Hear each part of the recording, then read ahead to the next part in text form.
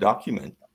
Some lawyers may charge you for the review, some may not, but you go through that document in detail to determine how well has this condo been managed. So yeah, that's a very, very valid question. And your realtor should request a copy of the condo status certificates.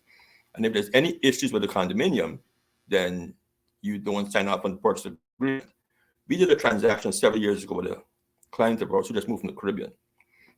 She was a single woman, single professional, and she didn't want the headache of owning a home. So she bought a condominium. It was probably about a 2-year-old, but a year and a half old condo here in Mississauga. And perfect, nice little unit. It was a townhouse condo, I think a 2 or 3 bedroom townhouse condo. And it was in a well-managed community. I said it was about a year and a half old. When the realtor brought me the condo financial statements, and I was going through it, there was a matter of litigation between the condo corporation and the builder. And they were preparing to sign the waiver, because we'd already gotten the mortgage approved. And I asked the realtor if they saw this issue.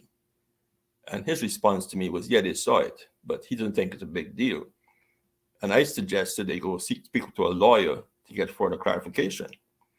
The lawyer advised them not to buy the unit, because the thing with litigation, it can go on forever.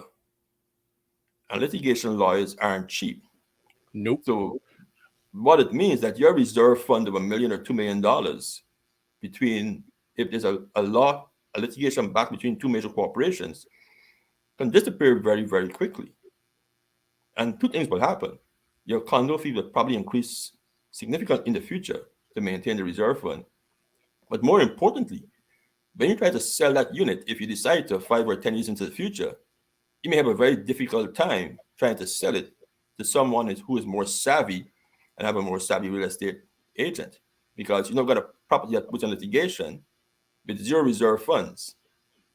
The reserve fund, the size of the reserve fund is very important when considering buying condo units. That's a very important part of the conversation.